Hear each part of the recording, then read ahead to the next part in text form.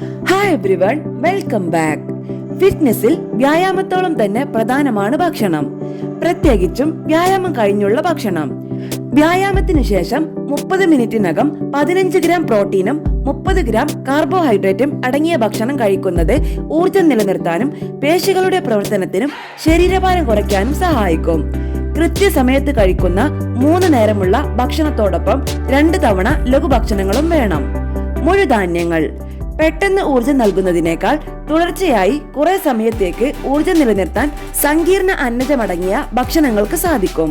ഉദാഹരണം നുറുക്ക് ഗോതമ്പ്, ഓട്സ്, അവൽ മുതലായവ. ഈ വീഡിയോ നിങ്ങൾക്ക് യൂസ്ഫുൾ ആയെങ്കിൽ ലൈക്ക് ആൻഡ് ഷെയർ ചെയ്യണേ. സംശയങ്ങൾ കമന്റ് ബോക്സിൽ രേഖപ്പെടുത്താം. ആരോഗ്യപരമായ പുതിയ അറിവുകൾ വേഗത്തിൽ അറിയാൻ സബ്സ്ക്രൈബ് കൂടി ചെയ്തോളൂ, തീർച്ചയായും ഉപകാരപ്പെടും. നേന്ത്രപ്പഴം. നേന്ത്രപ്പഴത്തിലെ പൊട്ടാസ്യം മസിൽ ക്രാമ്പ് ഇല്ലാതാക്കാൻ സഹായിക്കും. ഇവയിൽ ധാരാളം അന്നജവും അടങ്ങിയിട്ടുണ്ട്. വിയർപ്പിൽ കൂടി നഷ്ടപ്പെടുന്ന പൊട്ടാസ്യം ബാലൻസ് ചെയ്യാൻ നേന്ത്രപ്പഴം നല്ലതാണ്. ബെറീസ്. സ്ട്രോബെറി, റാസ്ബെറി, ബ്ലൂബെറി എന്നിവയിൽ ധാരാളം ആന്റി ഓക്സിഡന്റുകൾ ഉണ്ട്.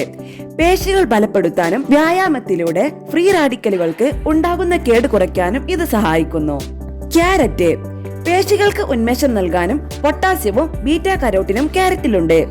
ചിക്കന്റെ കാലുകൾ. ധാരാളം ഇരുമ്പും സിങ്കും അടങ്ങിയിട്ടുള്ളതിനാൽ ഇവ പേശികൾക്ക് ആവശ്യമായ ഭക്ഷണമാണ്. ധാരാളം പ്രോട്ടീനും ഇവയിലുണ്ട്. കൊഴുപ്പും കുറവാണ്. കൊഴുപ്പ് കുറഞ്ഞ പനീർ. അരക്കപ്പ് പനീറിൽ നിന്ന് ഉദ്ദേശം 12 ഗ്രാം പ്രോട്ടീൻ ലഭിക്കും. ഇതിൽ ധാരാളം കാൽസ്യവും ഉണ്ട്. പേശികൾക്കുണ്ടാകുന്ന ചെറിയ മുറിവുകളെ ഉണക്കാനുള്ള കഴിവുമുണ്ട്. മുട്ട. മുട്ടയുടെ വെള്ളയിൽ ഗുണമേന്മയേറിയ പ്രോട്ടീനാണ് അടങ്ങിയിട്ടുള്ളത്. മഞ്ഞയിൽ കൊഴുപ്പും വൈറ്റമിനുകളും ഉണ്ട്. ഫ്ലാക്സീഡ്. ലിഗ്നൻസ് എന്ന നാരുകൾ ധാരാളമുള്ള ഫ്ലാക്സീഡ് ദഹനേന്ദ്രിയത്തിനു ഗുണകരം. കപ്പലണ്ടി. ദിവസവുമുള്ള ഭക്ഷണത്തിൽ 50 ഗ്രാം കപ്പലണ്ടി ഉൾപ്പെടുത്തുന്നത് ഊർജം, പ്രോട്ടീൻ എന്നിവ നൽകും. ഒമേഗ 3 കൊഴുപ്പ്. ചെറിയ മീനുകളിൽ അടങ്ങിയിരിക്കുന്ന ഒമേഗ 3 കൊഴുപ്പ് വയറിലെ കൊഴുപ്പ് കുറയ്ക്കാൻ സഹായിക്കുന്നതായി പഠനങ്ങൾ പറയുന്നു.